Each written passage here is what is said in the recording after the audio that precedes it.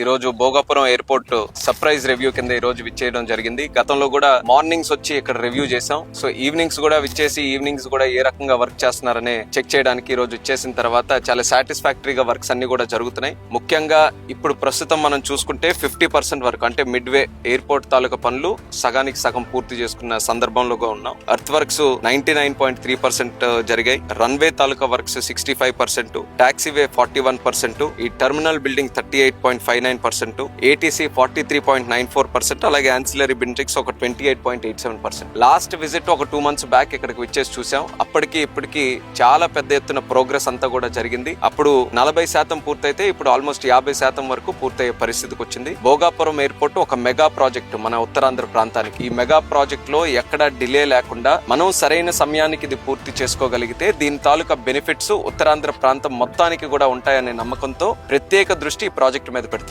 ఒక కేంద్ర మంత్రిగా ఉంటూ ప్రతి నెల కూడా ఇది రివ్యూ చేయాలనే పద్ధతిలో ఎప్పటికప్పుడు కూడా విచ్చేసి చూస్తున్నాం. ఎక్కడ ఎయిర్పోర్ట్ పెట్టినా సరే అక్కడ జాబ్ గ్రోత్ పెరిగింది, ఎకనామిక్ యాక్టివిటీ పెరిగింది, టూరిజం పెరిగింది, చిన్న చిన్న వ్యాపారాలు అక్కడ వచ్చేసే అవకాశం వచ్చాయి. సో ఇన్ని అడ్వాంటేజెస్ ఉన్నటువంటి ఒక ప్రాంతం ఒక ఎయిర్పోర్ట్ ఉంది. సో ఆ ఎయిర్పోర్ట్ ని గానీ మనం తొందరగా పూర్తి చేసుకోగలిగితే దాని బెనిఫిట్స్ అన్ని కూడా మన విజయనగరం, శ్రీకాకుళం, విశాఖపట్నం ఈ 3 ప్రాంతాలు కూడా అనుభవిస్తాయని తొందరగా పూర్తి చేసే లక్ష్యంతో మేము పనిచేస్తున్నాం.